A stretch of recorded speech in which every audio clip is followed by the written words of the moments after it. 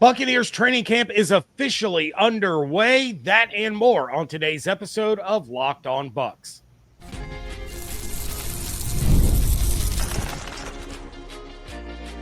You are Locked On Buccaneers, your daily Tampa Bay Buccaneers podcast. Part of the Locked On Podcast Network, your team every day. What's up, and welcome into this episode of Locked On Bucs, your daily podcast covering the Tampa Bay Buccaneers, part of the Locked On Podcast Network, your team every day. Want to thank you for making Locked On Bucs your first listen review every day. Don't forget you can subscribe or follow for free on YouTube or wherever you get your podcasts. And of course, you can follow along on Twitter. I am James Yarcho at JYarcho_Bucs. He is Evan Klosky at eKlosky WTSP. We are your credentialed members of the media covering your Tampa Bay Buccaneers. Evan is, of course, on 10 Tampa Bay, 10tampabay.com, and the 10 Tampa Bay Plus app. And I am here with you every Monday through Friday, along with the Everydayers. For that, I want to share my appreciation for your continued support of the show. One of the ways you can support the show is become a Locked On Bucs insider. You're going to get news, rumors, updates, general thoughts, one-on-one conversations with me via text message. Go to joinsubtext.com/LockedOnBucs or click the link in the show notes to become an insider today. This episode is brought to you by Monarch Money. Take control of your finances with Monarch Money. Use code LOCKEDONNFL at monarchmoney.com for 50% off your first year. Lots of reaction and news coming out of the first day of Buccaneers training camp practices. So we do have a lot to discuss, including an interesting statement from Levante David about why he returned. But Evan, let's start off with something that you talked about last week in terms of the injury situations for the Buccaneers. Now, you were saying it was going to be nice to talk to Todd Bowles about the timing of Tristan Worfs' surgery. And then we find out on Tuesday, courtesy of Jenna Lane, that Chris Godwin had a second procedure in the spring on that injured ankle in order to, quote unquote, clean things up, which may play into why he's not starting camp off with the team, and instead he's working with the training staff. So what kind of clarity did we get on the situation with Wirfs and with Godwin from head coach Todd Bowles, regarding these injuries and the timing and everything else that goes along with it? I was digging up here the quote from Bowles first, Rick Stroud asked him about why Tristan Worfs needed surgery so late in the offseason. Quote, "It didn't heal. It had to be done. This is not a murder mystery where we need to find out what happened. It's about him getting better. He's in great spirits.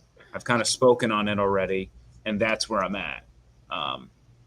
And then I asked him a little bit later, just to get clarity, that this is the injury that dates back to 2024, and he didn't aggravate something in the offseason, to which Todd Bowles said, nothing else happened in the offseason. It was just a matter of getting it done.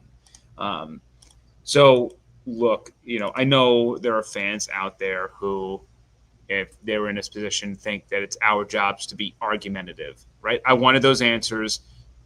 Rick asked a question. That was a question I wanted. I wanted to clarify and make sure that this was nothing new. It was not. If I could have got one more question in there, we only have a select amount of time. I was trying to get in about the gap of time of when they kind of knew that this was going south. I mean, Rick came out with an article and broke the story about this, the first place, saying that he was asymptomatic and that it was nobody's fault. But I don't quite understand what asymptomatic means, because when I went to minicamp, he was symptomatic, very symptomatic, huge brace, couldn't move. His knee was in terrible shape. Now, maybe he was asymptomatic entering the offseason. Maybe he felt good, or Tristan Worfs wasn't being 100% forthcoming with how his knee was doing, thought, he could shake it off and so on and so forth. I mean, he only missed one game, technically 2 weeks if you count the bye, played through it, was stellar, again, an all-pro. So, there's not many reasons in hindsight's 2020. I don't want to say like you should second guess it. Just it's very clear something was mishandled. That could have been the due diligence from the Bucs medical team to dig more into this. It could have simply been Tristan Worfs shrugging it off as not that big of a deal, and then it just periodically got worse and worse to a point where the medical team flagged it and said, okay, it's game time, dude. We can't, rest isn't going to heal this anymore, considering, this wasn't an issue where last season they felt like they had to do more work. So done on this topic. We definitely need to hear from Todd about it, but that's just where it is. And it's sad. It's unfortunate. It feels preventable. It felt like in hindsight preventable, but big picture, if he's back after 4 games, I don't think if let's just say at this point he's the only one injured, right, entering the regular season opener, he's the only one out. Like, my opinions of this team do not change despite how important and how pivotal he is. If he was out for the season, my opinions would change about this team a little bit, about the potential to go to a Super Bowl. But considering right now it's of the 2 to 4 game scale, if he's going to come back being the Tristan Worfs we all know and love, this team will be fine in the big picture and hopefully on a trajectory toward the Super Bowl run. As for Chris Godwin, not as concerned about the cleanup that Jenna Lane reported. It was a gnarly injury. We all saw it. And I don't think it's abnormal to go in there and have to do some extra work and do some cleanup as things are kind of healing itself and he's rehabbing and pushing it and trying to get it back into better shape. Todd remains hopeful that he'll return week 1. I will let you know that I don't think he has much of a guess. I think hopeful is the word that Jason and Todd are using, but Chris from day one has said that there is no timeline on this. He'll be back when he's back. He doesn't like to set timetables on anything. He just wants to live in today. He wants to attack today. And as long as he does that, eventually he'll progress to where it wants to go. My gut is we're looking at sort of the 2022 path. Didn't start off immediately with the team. Then trickled into 7-on-7s, 11-on-11. But I will say, I don't think it's out of the realm of possibility that he lands alongside Tristan Worfs, of giving him four extra weeks to build up, depending on where he's at. The Chris Godwin question, that we're going to need more time with, and that will be certainly a more important task to tackle once we enter August. But do I need Chris Godwin, who's been around this league for a long time, to be out there day one, July 23rd, when he's coming back from something like that? I do not. Would I like him out there? Of course. Mike Evans looked awesome. Like, he was awesome. We got little limited scale stuff at shorts, T-shirts, I know. But the red zone, there was this beautiful play that Baker threw to him. Zion was draped all over him. He toe taps in. It was just vintage Mike in the red zone. So, I'm not hitting the alarm buttons for Chris, because it's kind of meeting expectations of what I kind of felt like this was going to be in his return to play. And the team has Mike, look, hopefully everyone stays healthy, but let's say they do. Mike, Ibuka, Jalen McMillan as your 1, 2, 3 entering the first game of the season.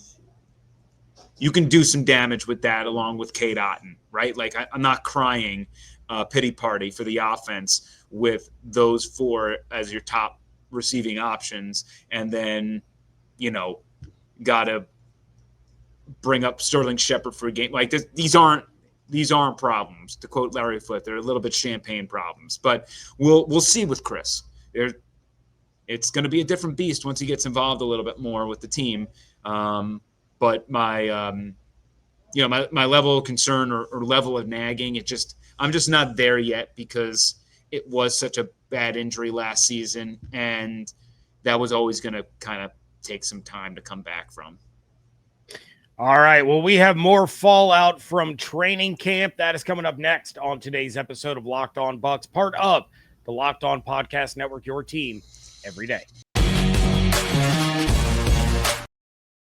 Episode is presented by Yahoo Fantasy. Fantasy football is back. Fire up the group chat, get your draft board ready, and buckle up for a season filled with breakouts, busts, and all the overreactions we live for. It's all going down on Yahoo Fantasy. This year, me and Locked On Bucs are playing on Yahoo Fantasy, and you should too, whether you're a first-timer or a veteran making your millionth league. I've used Yahoo Fantasy numerous times throughout all my years playing fantasy football. Let me tell you, there's no cleaner or more user-friendly platform out there than Yahoo. The info, the layout, everything makes playing fantasy football as easy as possible. To celebrate 28 years of fantasy greatness, Yahoo Fantasy is dropping 28 big new features over 28 days, giving you more ways to play, more ways to draft, and more ways to win. It all begins August 4th. Stay tuned and get started by creating or joining a Yahoo Fantasy Football League at yahoofantasy.com/LockedOnNFL. That's yahoofantasy.com/LockedOnNFL. And let's make this fantasy season the best one yet. Thank you again for making Locked On Bucs your first listener view every day. The Locked On NFL Top 100 is here, voted on by the NFL hosts of the Locked On Podcast Network. Our Top 100 was formed by the experts that cover these teams and players every single day. Find the full list on Locked On Sports Today on YouTube or wherever you get your podcasts. And do not miss my reaction to where the Bucs players on this list landed, or the Bucs players that were inexplicably absent on last week's episode titled Two Key Buccaneers Left Off Top 100. You are not going to want to miss that. All right. Levante David, who was one of those players left off that top 100, and I still have yet to get an explanation for.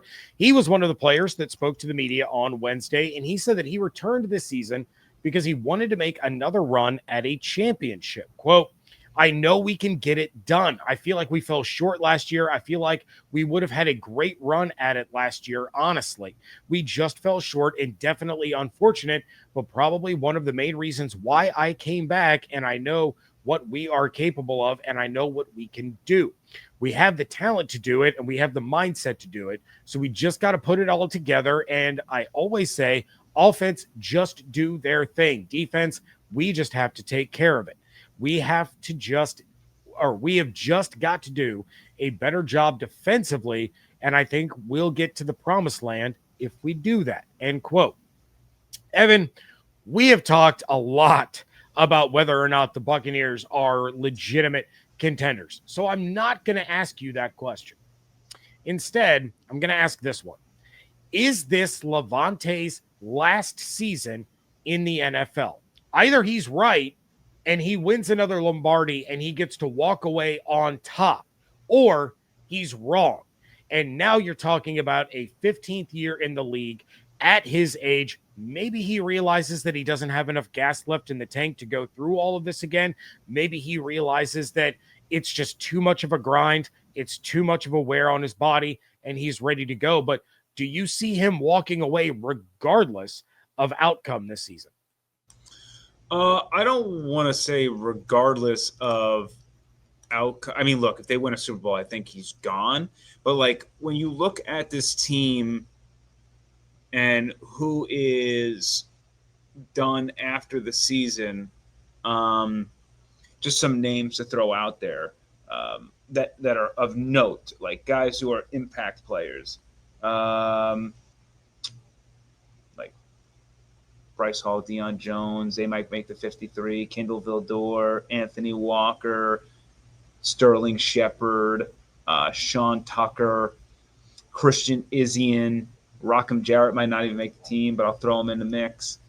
Greg Gaines, Zion McCollum, Kate Otten, Rashad White, Luke Gedicke, Logan Hall, Hassan Reddick, Mike Evans. You're going to imagine that out of that top group, let's say like Mike, Luke, Cade, Zion. I think those are going to be priorities. We don't know about Hassan. We don't know about Logan, Rashad, Gaines. But, like, the bones of this team – there's my – hello, camera. Hello, camera. Get back in focus. The bones of this team is going to be back for the most part, assuming they take care of business that they have to take care of. So I'm not counting out year 15 for Levante because I do believe this team is going to have a lot left in the tank next year as well. If this year doesn't work out, like, there's a very good chance that 15, last hurrah, done and done. Like, Mike, how many more years does he have? Chris, how many more years does he have? Like, it feels like the window here is like 2 years, and then we can reevaluate after 2026 where they're at. They can very well be in that window, but they're going to have to sign Baker Mayfield to a new contract. That's going to be more money. Something's going to have to give, and you start shuffling the pieces and playing that game. So I'm not ready to call this a swan song, but I think just like last year, you got to prepare for it to be a swan song. But it all depends, right? Like, what if the Buccaneers make the NFC Championship game and lose? And there's a clear proof of concept here that you guys got better. You're on the doorstep. One more. And that's also, we got to take into account whether Levante is going to look like Levante this year. I'm expecting it, but what if we watch Levante this year and you say, you know what, he's still good, but the coverage skills ain't there anymore. He got injured a bunch this year.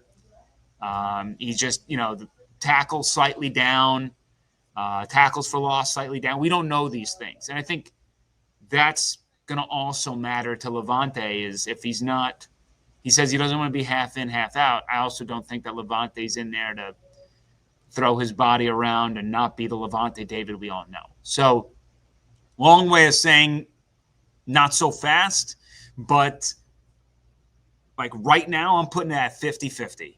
And I would shade it towards him retiring after the year versus not. But I don't think it's a foregone conclusion that Levante's done.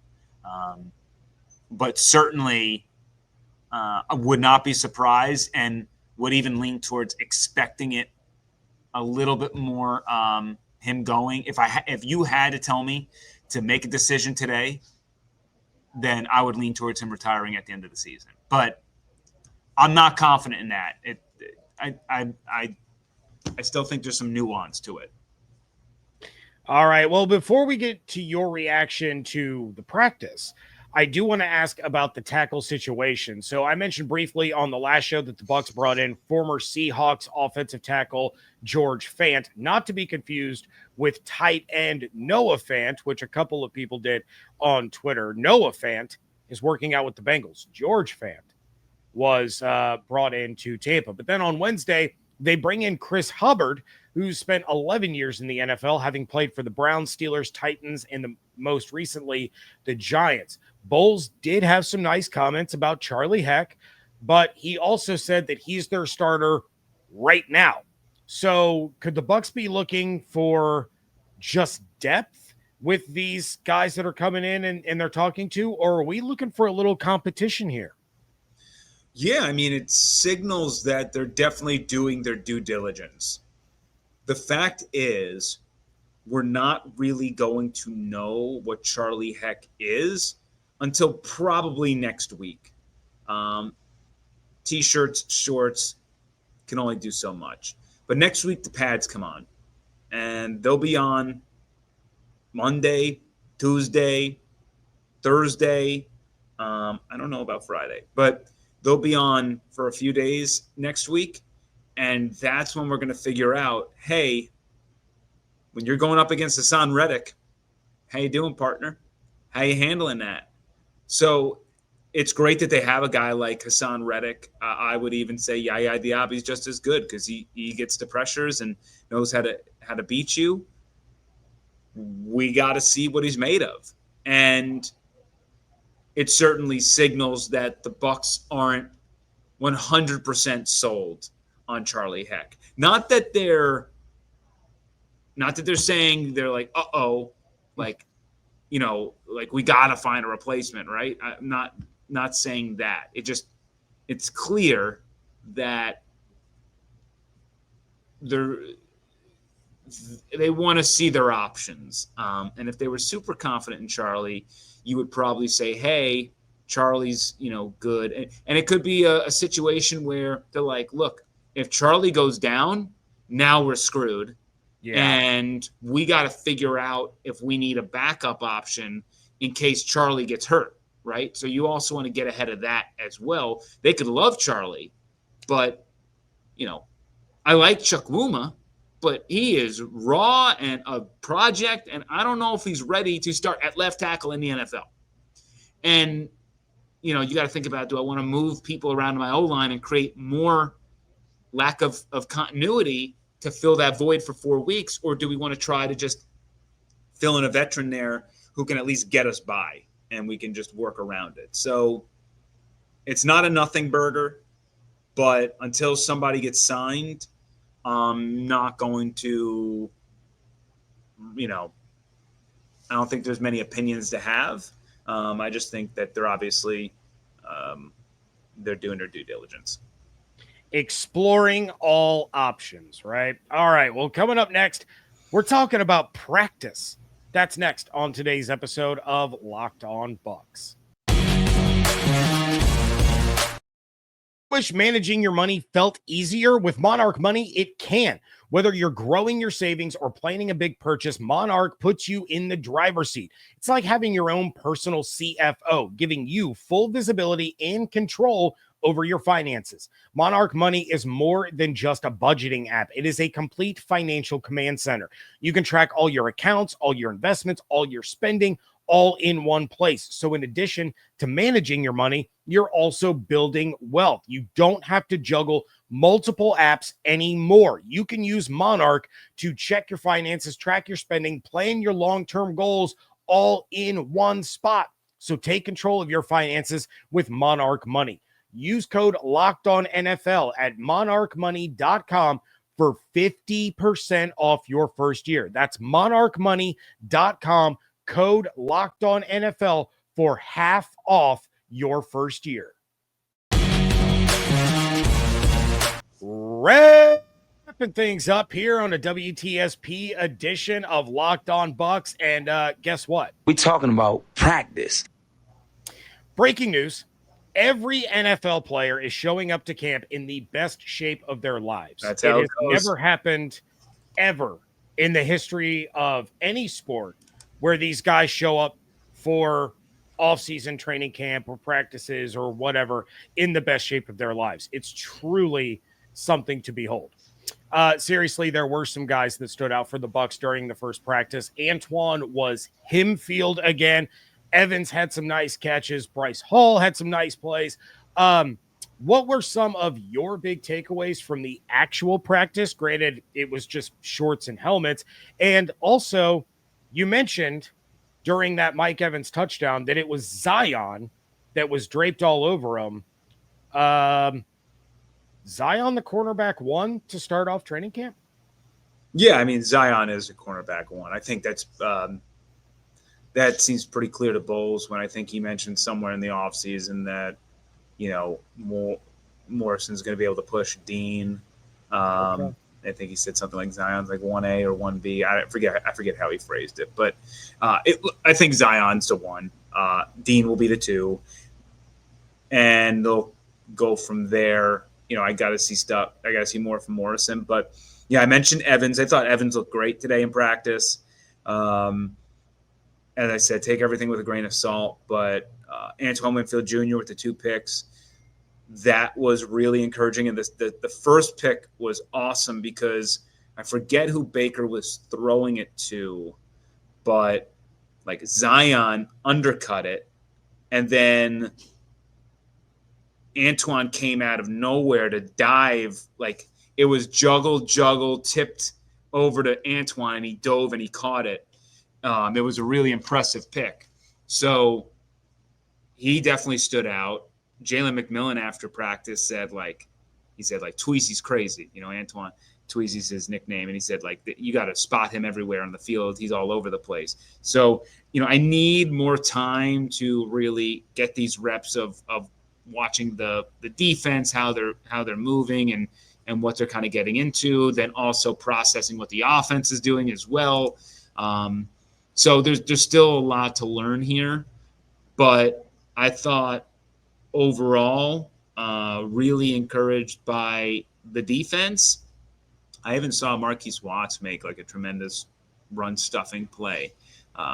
Again, these are on the 2s and the 3s, but it just seemed like the defense was on its ball. And the way that Todd has always said in the past, the way that many coaches do, it is the way to look at it.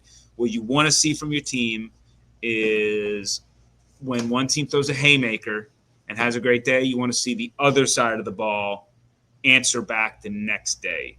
And so that's the key for Thursday, is seeing Baker Mayfield and this offense go up against this defense and tutty, and we have some more highlights to really talk about there. And as long as there's that tug of war, that's when you kind of feel like you got a really good team. But overall, I didn't feel like they did too much team stuff. They sprinkled it in there, but it was kind of foundational level stuff. And there was one deep catch that I can't really think of. But yeah, it was overall, those were the biggies. Evans, Antoine, those two easily stood out to me.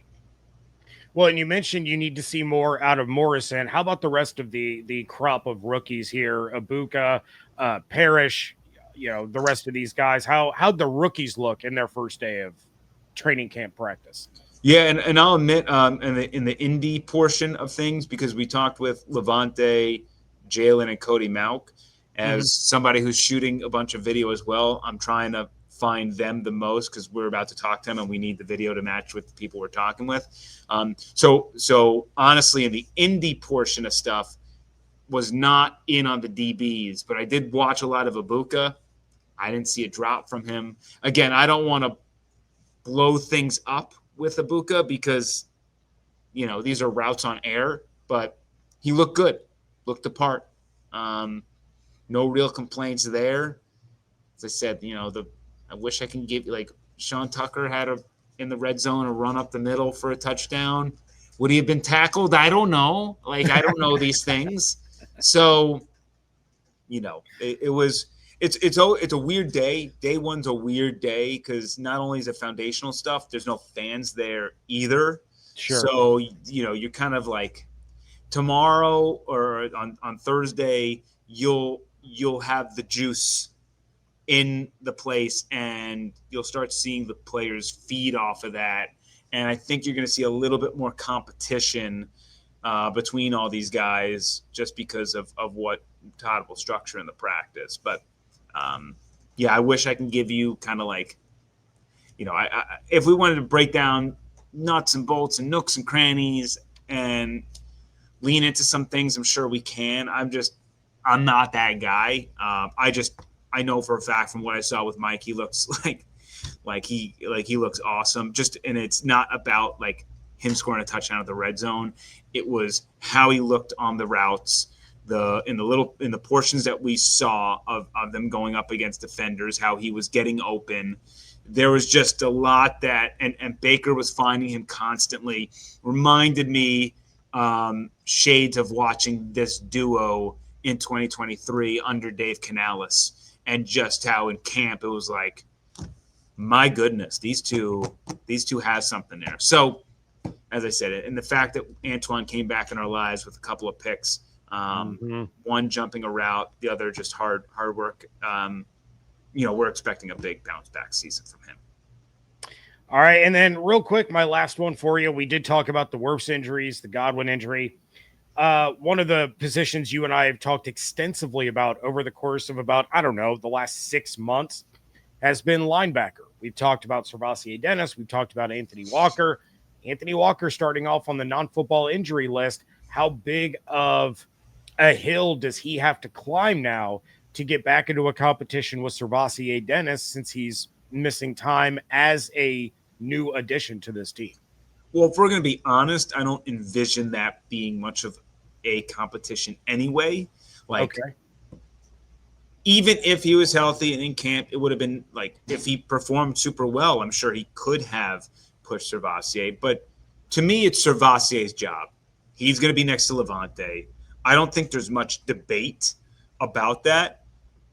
If he gets injured again, that's a problem, considering the last couple of years, what kind of went down there. But to me, it's Voss and Levante.